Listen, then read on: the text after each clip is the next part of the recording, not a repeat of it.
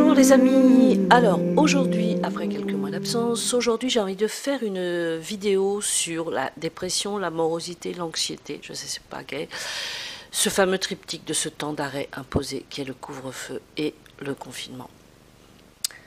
Voilà ce que dit Pascal Sacré, urgentiste à l'hôpital Charleroi en Belgique. Je l'ai trouvé dans le documentaire belge. Ceci n'est pas un complot que je vous conseille. Si vous ne l'avez pas visionné, je vous conseille vraiment de le regarder. Alors, il est donc médecin et il a suivi aussi une formation universitaire sur les états de conscience et sur l'hypnose. Il dit, en parlant du confinement et du couvre-feu, dans cette situation d'arrêt imposé que l'on vit actuellement, je le cite, « Ces états de stress dans lesquels on maintient la population sont capables d'engendrer plus de problèmes de santé ou aggravent des problèmes de santé que le Covid. Le système immunitaire en particulier est très sensible à la peur et cette peur est associée à l'inhibition de l'action, c'est ce qui est inquiétant. C'est un phénomène psychologique mis en évidence par le fameux Pavlov et Henri Laborie. Henri Laborie, c'est un médecin et neurobiologiste de renom. Ils ont fait l'expérience avec des rats. Celui qui va s'en sortir, c'est celui qui va savoir agir sur le stress. Dans le cas des rats, c'est celui qui quittera la cage, par exemple, ou l'autre qui agressera un autre rat. Tant qu'on sait faire quelque chose, on va s'en sortir et survivre. Quand on empêche les gens de faire quelque chose, et là, dans cette situation de couvre-feu et de confinement, et là, l'inhibition de l'action, donc cette peur s'associe à la pire des choses, et tous les psys le confirment. Quand quelqu'un a peur, il est capable d'accepter tout et n'importe quoi. Voilà ce que dit ce médecin. Alors c'est vrai que pour beaucoup d'entre nous, ce moment de doute où toute projection en l'avenir est remis en question, entre couvre-feu, promesse d'un prochain confinement, cette situation totalement inédite génère chez certains un mal-être diffus qui débouche, dans le meilleur des cas, sur de la déprime. Ça peut aller dans la morosité, surtout, mais aussi, très inquiétant, de l'anxiété. De l'anxiété, quelquefois même une impression de vide. Alors pour des occidentaux de notre acabit, rester chez soi, encore plus pour les personnes qui vivent seules, est extrêmement difficile. Effectivement, tout nous pousse à être à l'extérieur. On se doit de voyager, on se doit de voir des amis, on se doit de sortir, d'avoir une vie sociale, de faire du sport, de partir en week-end. On doit faire.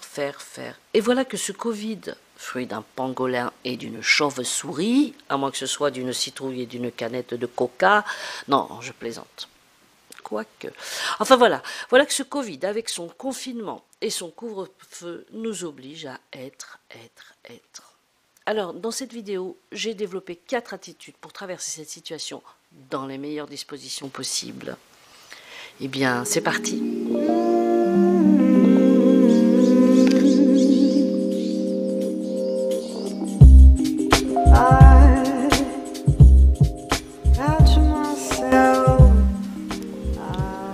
En 1, accepter et accueillir ce qui est.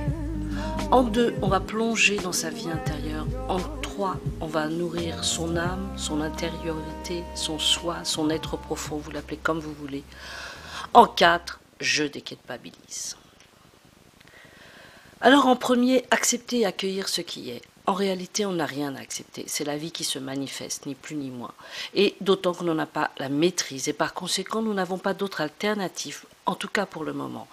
On ne juge pas, on observe simplement ce qui se passe, sans chercher à mettre en place des stratégies d'évitement pour éviter une quelconque souffrance. On accepte simplement ce qui est. On reçoit, on accueille, et éventuellement on se réajuste à ce qui se présente. D'abord, l'accueil, c'est un état d'être. À l'instant même où on est dans cette disposition, on est dans la paix de l'esprit, puisqu'on sort de facto de l'ego. Cet état ne doit pas demander d'effort. S'il y a un effort, quel qu'il soit, il n'y a pas d'accueil. Certes, pour nous tous, cette situation est douloureuse et incertaine.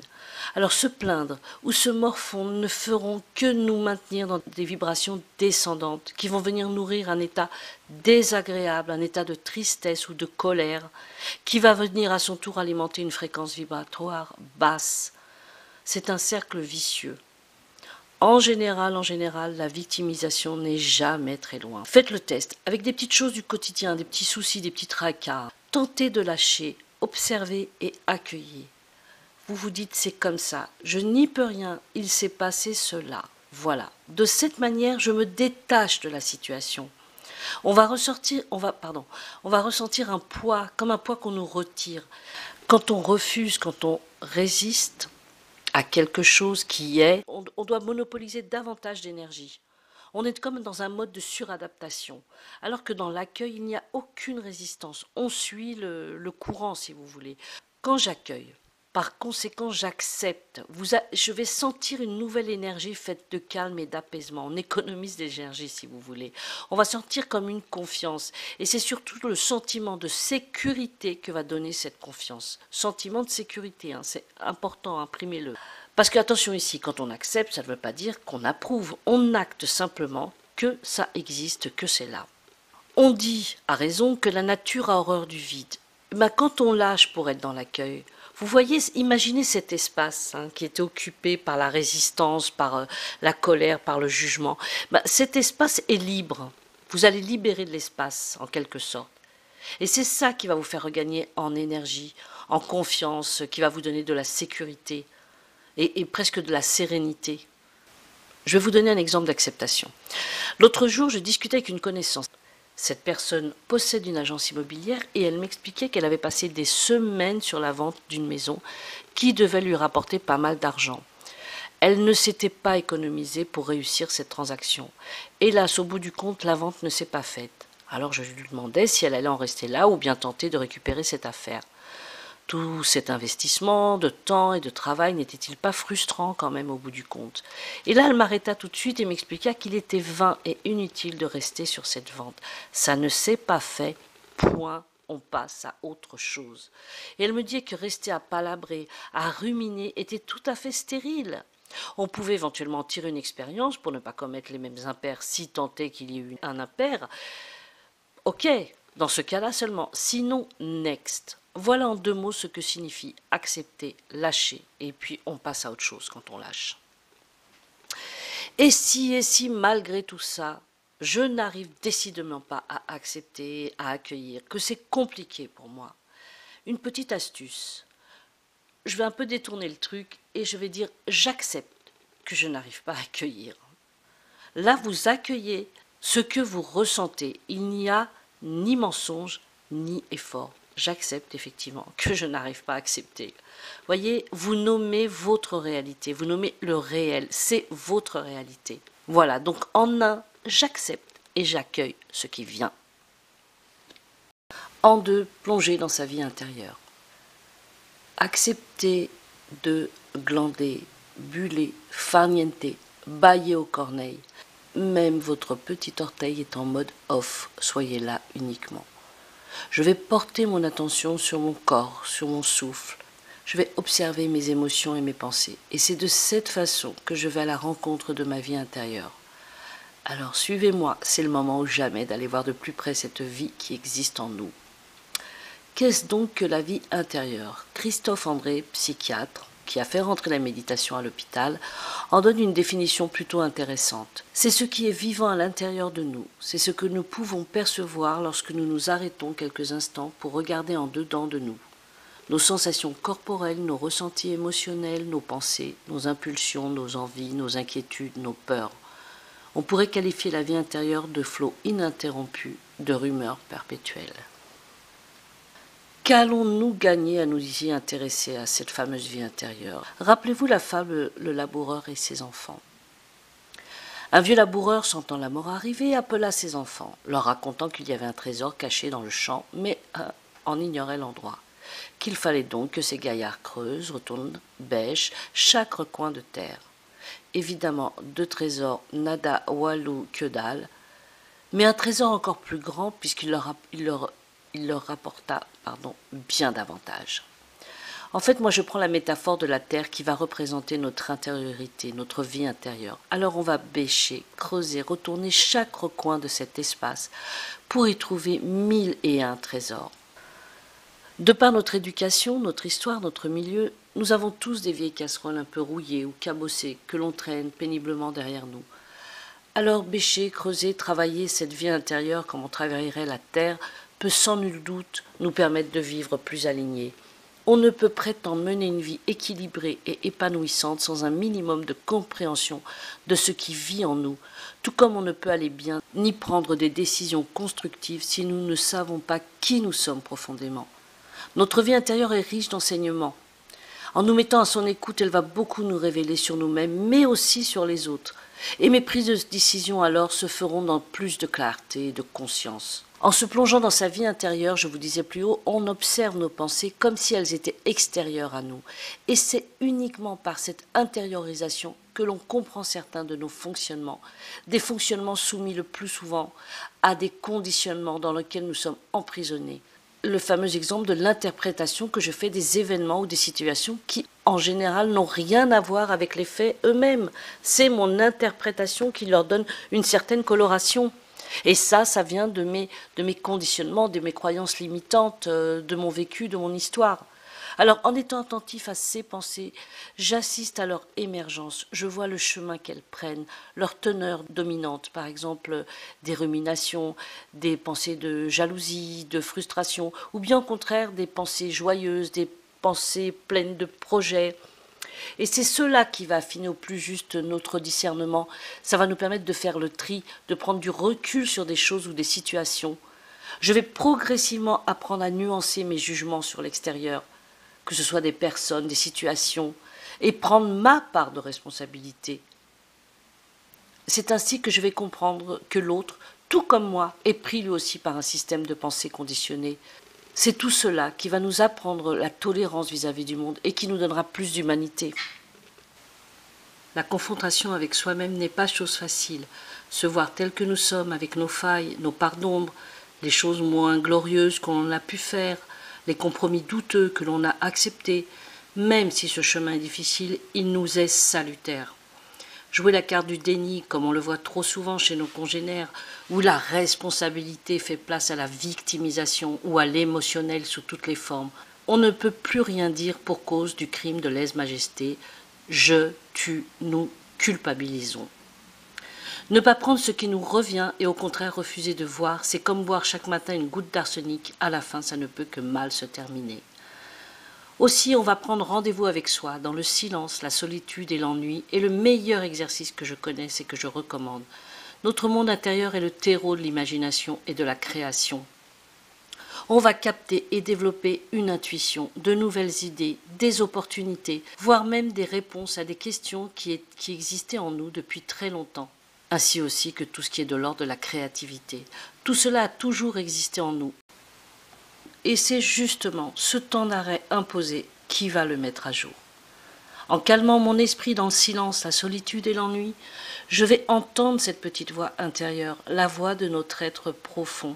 Une des premières sensations que l'on va ressentir, c'est cet apaisement, cette sérénité intérieure, d'où va naître le bien-être. C'est un bien-être teinté d'euphorie, une sorte de fébrilité à entreprendre des choses, à embrasser la vie à bras-le-corps. En reprenant ainsi confiance, c'est littéralement une déclaration d'amour à la vie que l'on va faire. Non, je ne déconne pas. De l'extérieur, rien n'a changé, mais à l'intérieur, vous êtes rempli, vous êtes aligné. Il est vrai que jusque-là, tout était resté sous silence par toutes nos distractions de cette vie moderne qui nous happe constamment à l'extérieur de nous. En méditation, on prend souvent la métaphore de l'eau agitée et de l'eau calme. Dans une eau agitée, on ne peut pas voir le fond, au contraire d'une eau calme.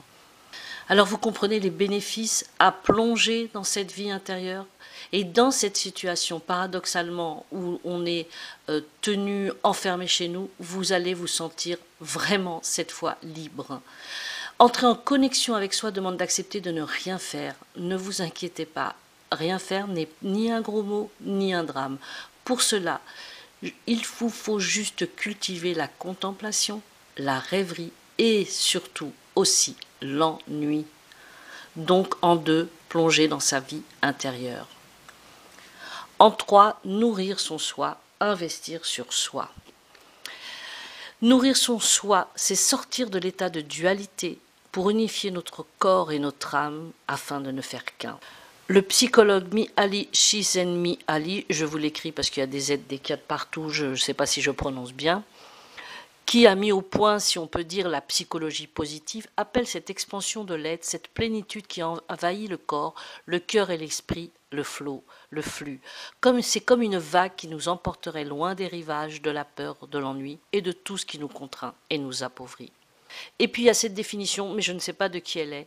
Cet agrandissement intérieur de l'être, c'est une sérénité teintée d'allégresse que nous avons tous connue au moins une fois dans notre vie, dans les bras de l'être aimé, en partageant une joie collective, en nous laissant emporter par la musique, en nous donnant tout entier à une cause, à un projet, à un art. J'ai toujours cette image qui me vient à l'esprit. Nourrir son être intérieur, c'est un peu comme des rustines qu'on apposerait là où existaient auparavant des fuites, qui sont ces déperditions d'énergie, c'est comme ça que je les appelle, qui nous ont peut-être empêchés, qui nous ont peut-être bridé des potentialités existantes.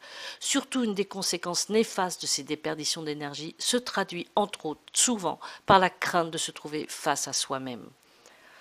Et on va développer un fonctionnement d'attachement avec toutes les représentations extérieures, attachement à un travail, à un lieu, parce qu'on a habitué des relations, même si elles ne sont pas top et qu'elles sont peu épanouissantes et qu'on reste sur sa faim, une vie compliquée qu'on persiste à tenir. On va s'attacher par exemple à des gens pour qu'ils nous donnent l'amour que nous ne parvenons pas à nous offrir à nous-mêmes.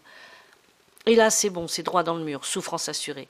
Parce que je donne le pouvoir à l'autre, soit de m'apporter du bien-être ou pas. C'est comme donner les clés de chez soi à un cambrioleur. Se nourrir, c'est commencer par colmater ses failles, en bouchant ses aspérités. Je commence progressivement à intégrer que je ne suis pas la moitié de quelque chose d'autre qui se trouve à l'extérieur. Je suis complet. Se nourrir intérieurement, c'est aller chercher dans ses ressources intérieures, c'est agrandir cet espace.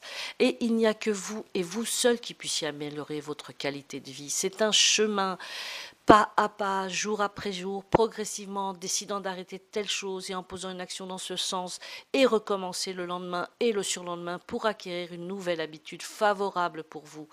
Et bien sûr, l'engagement et la détermination sont impératives. C'est de ça que l'on parle quand on évoque les nourritures intérieures. Et vous serez d'ailleurs très étonné de ce que vous y découvrirez, la puissance qui existe en tout être. On va se donner du temps pour soi. Je vais vous donner l'exemple qu'une thérapeute m'a rapporté. Une personne seule désirait ardemment rencontrer quelqu'un. Son travail de thérapie d'ailleurs avait été décidé à partir de ce manque, de cette obsession. Tout, absolument tout tournait autour de ce manque. Évidemment, vous me direz, elle envoyait à l'univers un manque abyssal et en retour, il revenait le manque abyssal sans cesse, sans cesse, sans cesse. Cette personne avait une passion, elle adorait les chevaux. Aussi sa thérapeute lui proposa, pour les prochaines vacances, de partir en randonnée équestre. Elle serait avec d'autres gens et partagerait cette activité qu'elle aimait par-dessus tout. Il est vrai que, déprimée par sa solitude, elle avait laissé de côté cette passion. Mais cette proposition l'enchanta instantanément. Elle était toute à l'organisation de ce voyage qu'elle en oublia un peu son obsession. À son retour, elle raconta enthousiaste cette randonnée équestre, qu'elle ne comprenait pas pourquoi elle avait mis tout ce temps. Et d'ailleurs, elle s'était faite des amis et ils avaient tous pris rendez-vous pour une randonnée équestre, mais cette fois à l'étranger. Elle était heureuse à l'idée de repartir. Elle parlait moins de sa solitude. Et à la suite de cette randonnée équestre à l'étranger, elle rencontra quelqu'un qui partageait le même amour pour les chevaux. Bon, l'histoire ne dit pas si elle a vécu un bout de chemin avec lui, je ne sais pas, je vous mentirais. Mais en nourrissant son être intérieur, par son amour pour la randonnée équestre, elle n'était plus dans l'attente que l'autre la comble. Elle s'était alignée avec son être profond. Elle s'était donnée à manger. Et elle n'était plus tributaire de l'autre qui lui donne ou non la béquille. Elle était rayonnante, épanouie, et c'est ce qu'elle a renvoyé autour d'elle. Je me suffis à moi-même, sans pour autant ne pas ouvrir les bras vers les autres, bien au contraire, je vais les ouvrir d'autant mieux et en toute conscience, dans un vrai désir de partage, que ce soit en amour, en amitié, mais plus dans la névrose de l'attachement cette fois. Donc en 3, nourrir son être intérieur. En 4, je déculpabilise. J'avais décidé de casser la baraque, d'apprendre le mandarin, de me mettre à la boxe et cuisiner des produits frais et rien nada que dalle. J'arrive à peine à passer sous la douche. Alors stop, pas un pas de plus. On arrête de se flageller, ça ne sert à rien et ça va nous enfoncer dans la culpabilité qui va nous mettre dans des émotions négatives. Et pour finir, je serai non seulement abattue, mais en plus je me sentirai coupable. Et vous n'aurez pas bougé d'un iota pour autant, hein. La culpabilité en plus. Hein. qui va venir vous plomber, hein. Donc, vous êtes d'accord? Absolument aucun intérêt. Alors, je dégaine mon vieux t-shirt et mon jogging déformé et je passe en mode bulle régressive. Pour ceux qui connaissent mes vidéos, savent à quoi je fais allusion. Je crois sincèrement, profondément aux vertus de la régression. Quand évidemment elle est circonscrite, maîtrisée, on est d'accord. Par exemple, vous êtes en télétravail, sachez vous arrêter à temps. Pas question d'être encore à checker vos mails, organiser une réunion Teams à plus de 20 heures, à moins que votre supérieur vous le demande pour un travail bien particulier. Sinon, niette. Et là, savourez, mais en toute conscience, votre bulle régressive. Voyez là cette bulle qui vous entoure et vous réconforte. Ne pensez surtout pas à l'après, c'est proscrit. Plus que jamais, vous êtes dans le moment présent. Et appréciez chaque seconde de ce moment. Faites ce qui vous plaît au lit avec plateau, repas, jeux vidéo, bière et pizza. Même les enfants, mettez-les au même régime que vous.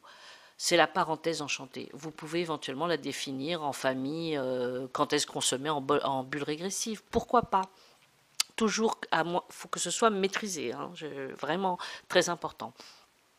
Je me souviens comme ça d'une voisine qui était maman d'un petit garçon de 6 ans. Elle me racontait qu'il lui arrivait de s'offrir à elle et à son fils ses bulles régressives. Elle décidait que ce jour-là, elle n'irait pas au travail et que son fils ne mettrait pas les pieds à l'école. Et là, il s'en donnait à cœur joie, cinéma, dessin, junk food, balade, repos. Elle me disait que ces bulles régressives qu'elle appelait les parenthèses étaient de vraie nourriture et leur apportaient beaucoup de bien-être, de joie, de créativité. Et le lendemain, bien sûr, chacun reprenait ses activités. Chacun reprenait le chemin de l'école ou du travail, mais nourri et fort, et avec dans un coin de la tête de la poésie. Il savait que le chemin de traverse existait et qu'il pouvait le prendre, qu'il s'autorisait à le prendre. Voilà, maintenant cette vidéo est terminée, mais juste avant, je voudrais vous faire une proposition de lecture ou de podcast, hein, vraiment très très intéressante. Le lâcher-prise de Guy Finlay, à écouter, réécouter ou à lire, relire comme vous voulez, et le moment présent bien sûr d'Eckhart Tolle, hein. Vous avez des petits passages, vous n'êtes pas obligé de vous farcir tout le podcast entier, mais il y a des passages qui peuvent vous, selon le thème qui vous intéresse, hein. Donc lâcher prise de Guy Finlay et moment présent d'Eckhart Tolle. Et bien voilà, maintenant cette vidéo est terminée. N'oubliez pas, vous méritez, nous méritons le meilleur. Je vous dis bye bye, arrivederci, bislema, ciao ciao. Prenez soin de vous les amis. Bye bye.